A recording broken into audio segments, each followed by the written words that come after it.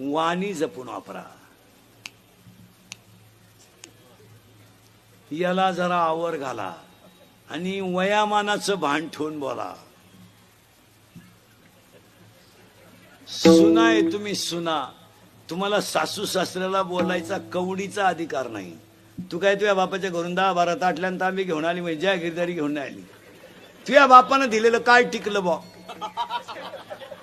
बोल. कपाट तर घरात घालताना मोडलं, दिवाण तर वाकेलच होता, सोफा शीटचे खेळी निघेलच होती, तांब्या चिमटेलच होता.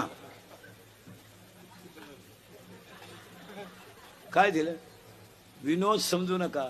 तुम्ही बोला नवऱ्याला. तुम्हाला नवऱ्याला बोलायचा अधिकार आहे. तो तुमचा व्यवहार नवरा आहे. तो कधी नाही म्हणला का भांडे घासायला? कधी नाही म्हणला का धुणं? तुम्ही त्याला काय, अरे वाघासारखं गडी होता पण बिबट्या झाला. पण पाया डाउनलोड शेअरचॅट. लोकांच्या इच्छेसाठी जीवन जगू नका, स्वतःच्या मस्तीसाठी जीवन जगा.